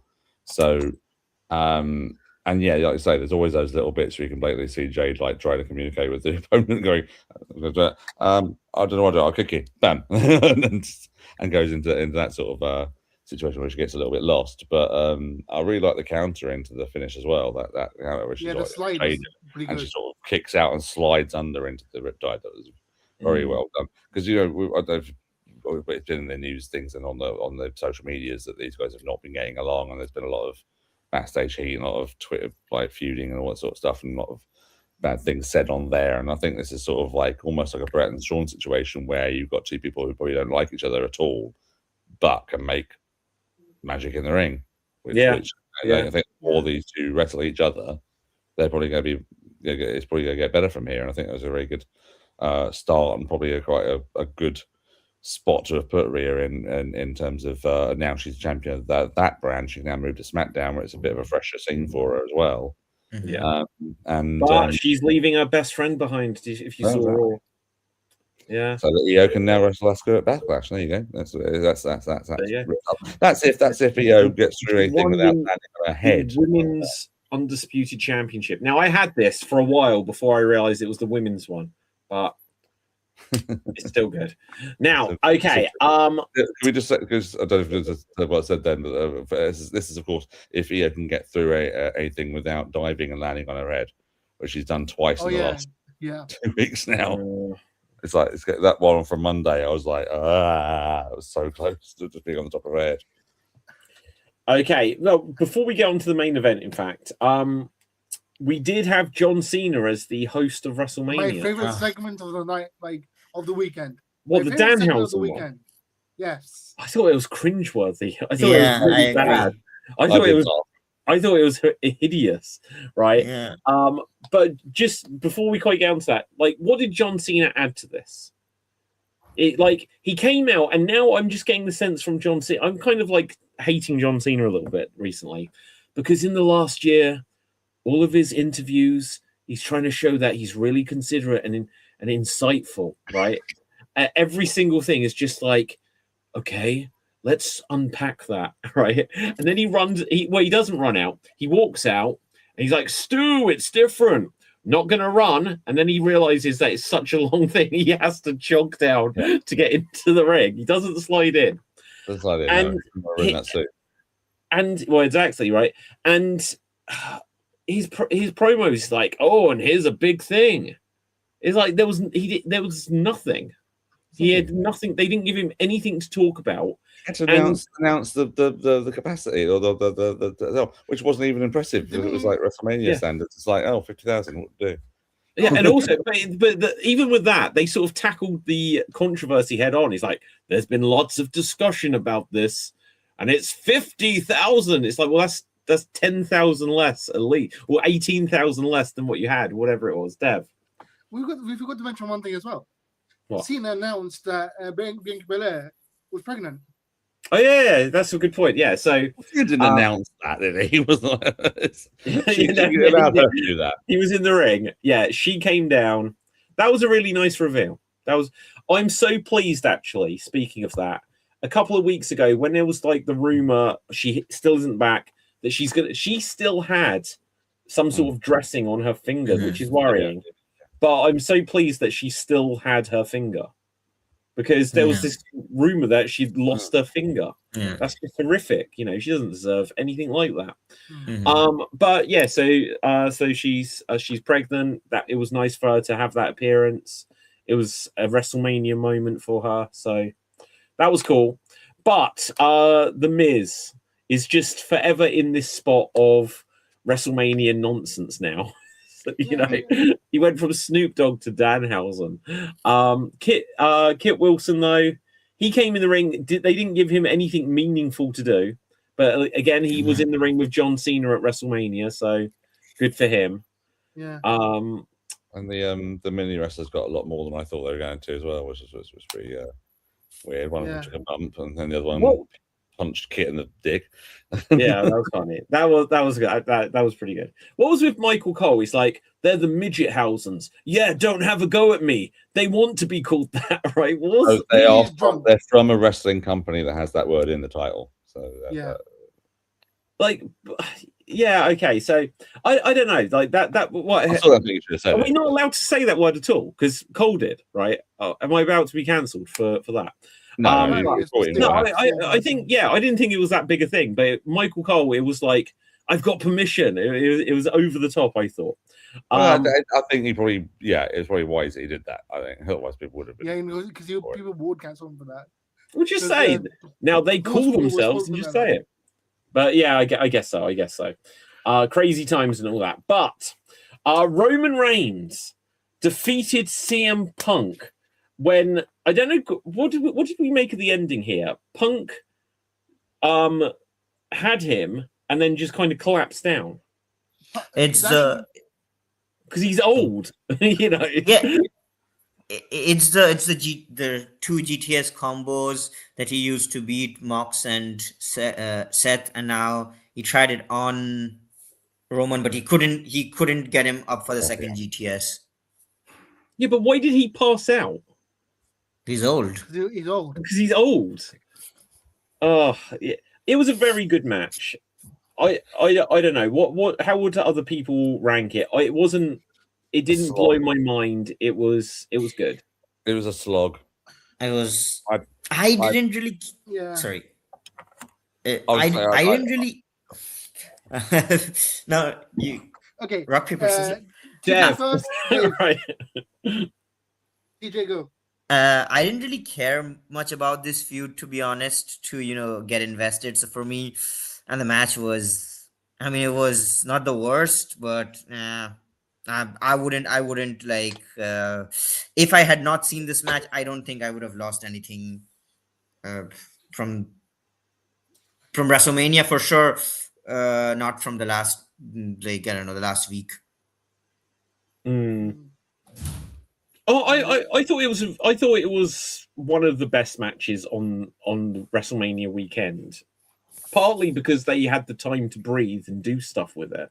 I didn't particularly like that ending because I don't know why you had to have Punk just like falter at that point, because it felt like they were going for another one of these stay down, kind of moments. But then the next night he's just like, I might challenge Cody Rhodes for the world title. It's like, okay, so are you winding down your career here or not? Because I don't think you can go being the world champion to like, that was all I've got in the tank. That mentality doesn't quite resonate with me.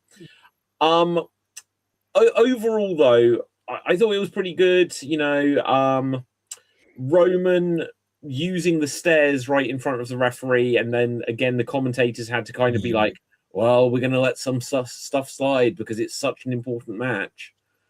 Just announce it's an ODQ match, for God's sake. Get over stuff like that. It annoys me when they do that. It's like, oh, we're going to take some liberties. Oh, no. Stairs are not a liberty. Yeah, exactly. It was so egregiously in front of the referee. There was just no logic to that. But Punk, he came out to his Ring of Honor theme, or at least partly. That was good. I enjoyed that element of That it. was awesome. The footage of him past with him doing the forgotten the band name, but that music. Misera Quintana. But It just reminded me of something. When he was doing his entrance, he said it's club, then just stopped. And the crowd continued. The crowd they were screaming it. They never, no, they screamed it. They completed it on Raw, but on SmackDown they said nothing. It was silence on SmackDown, like on WrestleMania. Okay. It was silence. Well, I think Punk probably just wanted to like get the crowd to steer it back to him, and that was probably the idea. Apparently, the reason he couldn't say the thing was because that sentence is now trademarked. And that's it, probably, Yeah. Wait, I'm completely confused what we're talking about here. When Punk goes, it's clobbering time on the entrance ramp, because they had done the thing where he was out there with no music. I think the fact that if he had said it like with no audible sort of stuff around him going here, he couldn't say it's clobbering time without probably getting some sort of legal thing. Well, yeah, because it's from it's clob, and then the crowd doing it is okay. That's pretty nifty if that is the case. So. Like Disney, whatever, they'd be stupid not to make some agreement with that because it's not going to hurt them, right? Okay. Anything else from WrestleMania that we've not covered, guys? Well, I read this conspiracy that night one was made intentionally bad because it featured your celebrity matches. So in one way, you could say that was the TKO night, whereas night two was the Triple H night. So night two was more of like the better show. So I read this conspiracy that night one was made bad intentionally to make TKO because we have heard of this power struggle between Triple H and TKO. So with The Rock being on the other side. Yeah, like I don't know. I just feel like if there is a genuine power struggle, Triple H is going to lose it. Like, how many of his people does he have around him? Like, if imagine if in the WWE and like the TKO people, whoever they are, we don't know really who they are or what their credentials are for the business to be able to run a show like this. But if you take out Triple H and Paul Heyman and Bruce Pritchard and I guess whoever else they've got running things, Shawn Stephanie. Michaels, Steph. Well, if Triple H goes, Stephanie ain't staying, right? Yeah. It's just like those guys could kind of run the mutiny of without us. There is literally this isn't like Hollywood. You can't just have anyone step in and run a wrestling show. You know, you need people with the understanding of the psychology of it. So I don't know what they would do. So, you know, but if TKO really wanted to take over, they could just do it. So the idea of like Triple H being like, oh, screw up this first night and then we'll make this night better. That would be some weird power play. No, Triple H is known for power plays. Yeah, but he doesn't have any actual power now.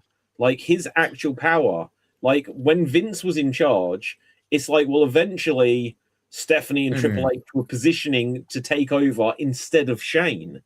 But it's not the McMahon company anymore. So Triple H is there because who else could have they given it to? He was in the position. And in that sense, Triple H won. But if someone just because look at the TNA thing with what was his face a couple of years ago. Oh shit, is the Maple Leaf guy who used to be the head booker of TNA, guys. I mean, Jesus, why is my mind on blank on this? Scott D'Amore? Scott D'Amore, right? So he was the guy, and he's like, TNA is back. And he put it into this position, and they just pulled the rug out from under him, and they would just like put complete unknowns in a sense of like, no, now we're in charge of the company. It's not yours, it's ours, sort of thing. They could do that to Triple H, and there'd be nothing really he could do, you know. So him suddenly, if they got the sense of, well, he purposely positioned it so night one would be bad just to show that his was good, they could still just get him out of it. True. Yeah. They could just do it. They literally could just do this now. And look, and would Heyman be loyal, or if they said to Paul Heyman, would he be like, "Well, sir," you know, he's like, "Finally, finally, ECW is on." He'd come out if Paul Heyman took over WWE. He'd be like, "I'm putting the E back in WWE," and he's going to rechristen it Extreme Championship Wrestling. How? I imagine if that happens. It would be fun for us, but I think that would be a terrible business move, wouldn't it? Who cares? Putting the E back in WWE. Okay, has he ever done that as an idea of a promo? He must have done, right? I didn't just coin that, did I? Putting the E back in WWE. E back in WWE. What's the stand for? You might wanna like patent it, because if that happens. Right, okay, go on, Dave. Eric Bischoff said he would go and put the E back in WWE when he first joined. But what did the E mean for him? It wasn't Extreme. It wasn't Extreme. It was Eric. It was him. Oh yeah, it was him. Oh, yeah. I mean Extreme. Yeah, that was his first speech as GM. World Wrestling Extreme. World Wrestling Eric. Okay, right. You were asking about other things we want to talk about? Other things. Yeah. Have you seen the Raw. story that broke? I think the day before yesterday, where the I'm talking about the fact that Paige has returned. Speaking of her personally coming back on 21st, yeah. So on Tuesday, the story broke that the film Fighting with My Family is currently being adapted into a stage musical. Yeah. That might be good. It might be fun. Like, I saw that film, I enjoyed it, but truthfully, I don't think I ever want to watch it again. No, you may have to watch it as a stage production this time. That movie lucked out extremely well because they cast Florence Pugh before she got an Oscar or like an Academy Award or something. Oh yeah. Mm. And then the movie came out after, like she got the award, so they could say Academy Award winner Florence Pugh. Oh yeah, actually, Yeah, that's a good but- point. The other thing that caught my obviously Raw. So they're just going back to the plotline. Now they might obviously divert from this. I don't. If there's no good way out of this. Either Jacob Fatu acknowledges him, or the Usos turn on Roman and acknowledge Jacob. But it's the same old shit as the fans will often chant. I don't know what they can do with this Roman It's as world champion bloodline stuff now. It's a retread of the Solo story, but with someone with charisma instead of a black hole. I don't think it is. Because Jacob said in the thing, he's not bothered about he's not bothered about the title of tribal chief. He's not worried about that. He wants the title. Yeah, but okay, so he doesn't want the title of tribal chief. He just wants the title. It's the same difference. Yeah, if whether or not you wear an look, right, here's a belt. It's not, but Solo and Roman were fighting over the Ulafala. No, but it's still just bloodline versus bloodline, and it's all of the promos. They'll say, "I don't want to be tribal chief." Everything else in our promos and matches and match build up is going to be the same, though. Well, yeah, well, let's just see. It's literally the first week. It's not even a week. Okay. Also, tribal chief is who you acknowledge, right? And Roman at the end was like, but next week this week I'm not saying yes, I'm not saying no, but you will acknowledge me. It's like, okay, it's about who is your tribal chief. It's still the exact same thing. I'm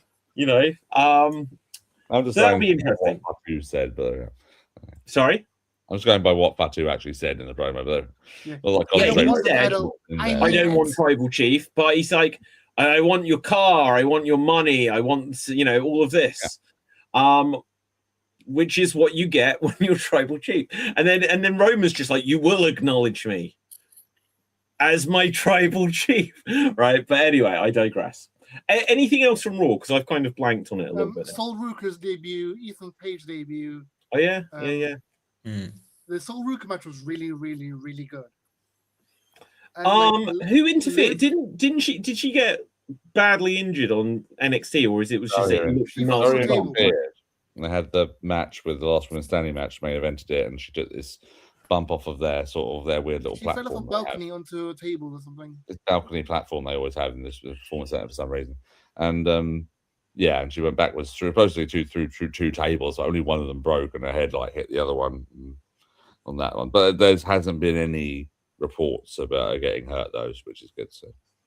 And then she debuted on Raw against Liv in a really good match, which got interrupted by Sol Ruka. So it's interrupted by Zarya. So she called up same old interference. Yeah, by Zarya caught up as well, or just a cameo. I think it's a cameo. She's probably staying. I think.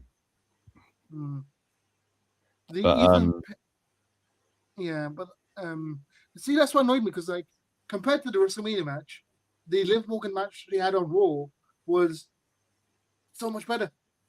I don't know why they had a better match on the Raw instead of the actual show. Because they were given more time, apart from anything else. Yeah. And as I was saying earlier, it's just that they put all that stuff, that effort into the entrances and there's a few going into it, and they gave nothing in terms of match quality. I don't know if you were on line when we said it, but TJ was saying that there was an hour and 20 minutes of worth of wrestling something on the first night. Yeah. That's a 4-hour pay-per-view. Which, when you consider us going to All In on London, you could, as long as the show may be, you couldn't mistake the fact that it was filled with wrestling. Well, I'd gone to WrestleMania and when it was an hour and 20 minutes before our show, I'd have been a little bit like, what's the value here? Oh, Jesus! Well, I'm just trying to see if there's anything like major happening. What did I miss? Sorry, I had to quickly check something. Nothing major. But So, like, I don't think this is going to be like a big spoiler or something. Just, I'll risk getting like slapped here or something.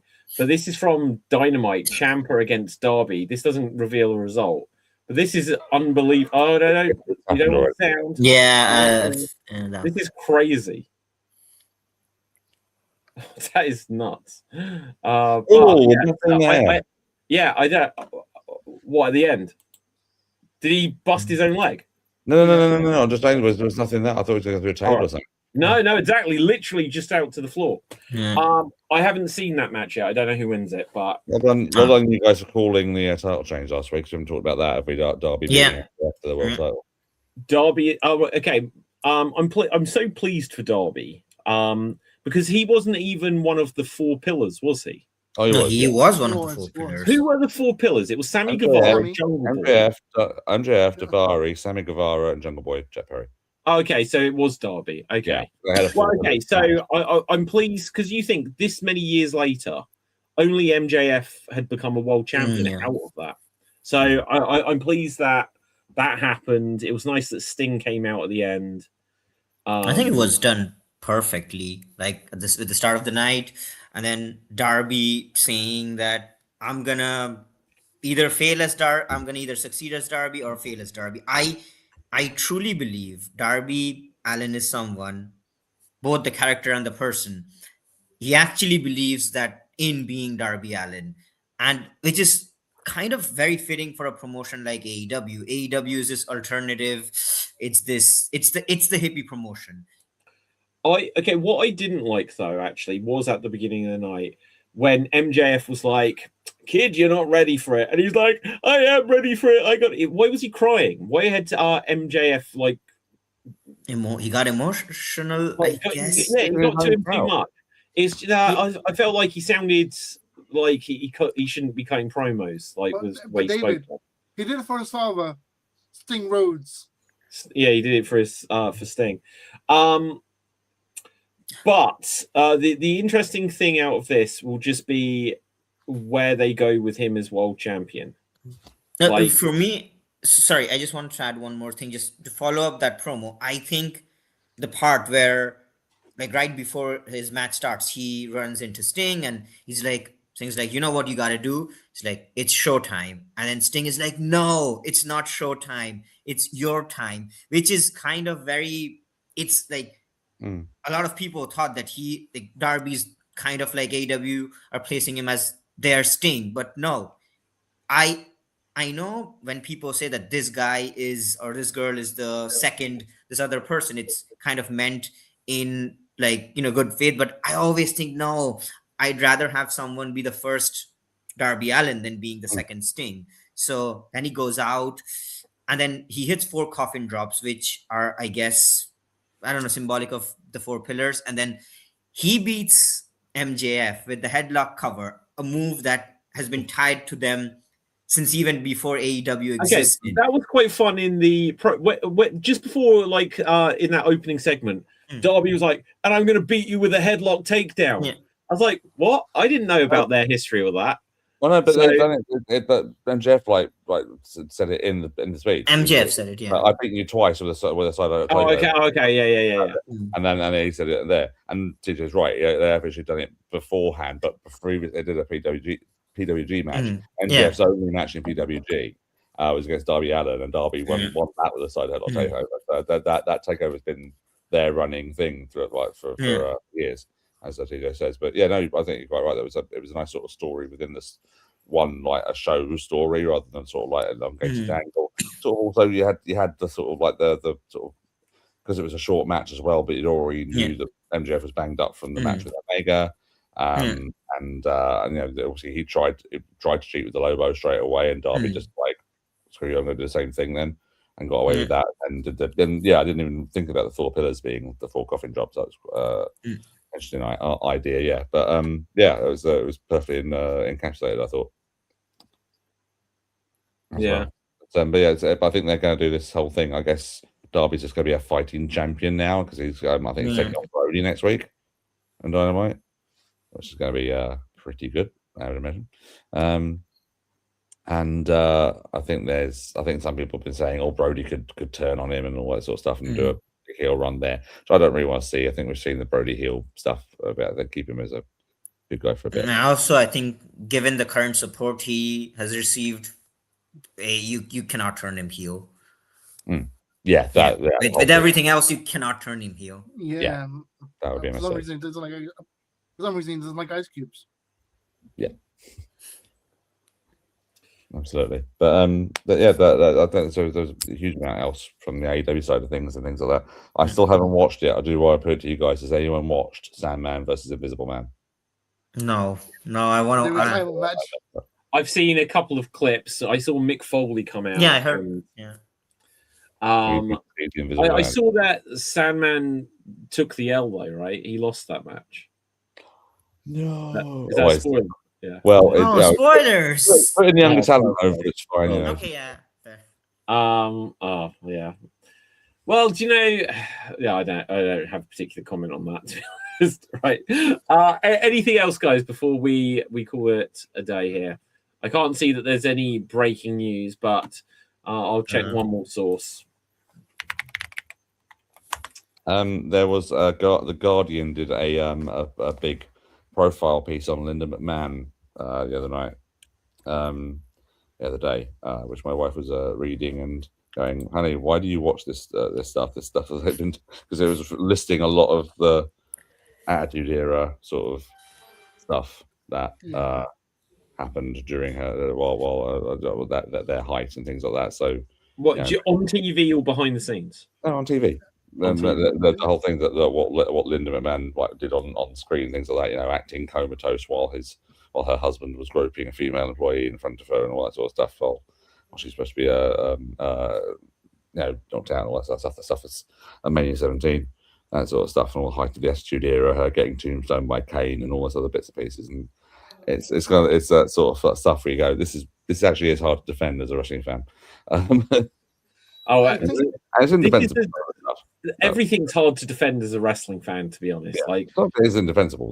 Some of that stuff was the height of McMahon's ego was just. When Linda was first hired as a Secretary of Education or whatever, they showed a scene from the White House where it shows like Triple H in the background having a sip of water and fighting some demons to not spit it out. I remember that photo. Triple H like this with drinking, and you just I've seen that meme as well, because obviously okay, not like muscle memory. Okay, right, well let's begin to wrap this up, guys. So let's find out where we can find everyone on social media, and TJ, where can the people find you? If you want to check some okayish artwork, TJ_ROYX on Instagram. You can find me here next week. Amazing. Dave. At David Jervis Green on Instagram, Blue Sky, and Facebook, and LAPD Improv on Instagram, Blue Sky, and Facebook. Okay. Dev. You can find me in therapy. Okay. Choice for the band there. Well, good luck. Okay, so the closest to some breaking news I've got is apparently Danhausen's WrestleMania merch sales crush projections. Good. His merchandise moved so quickly that they had to keep bringing in fresh stock throughout the weekend. Good for him. Keep up with it. Yeah. I will say though, I think one thing has to be said as well, though, all these new guys that are coming in from NXT this week. I think finally, if they finally have Danhausen doing the backstage skits and keep him on Raw now, his own stuff with the Miz, and on SmackDown you can have the backstage skits now with Joe Hendry. Yeah, I agree. Okay, my name is David Psansky. Follow me on Facebook, Instagram, X, etc. at David Psansky. Also follow Slam Jam Wrestling Show on all of the socials. And with that, until next time, stay safe, always stay extreme, keep slamming and jamming, you slam jam bronies. And boom, we're off the air.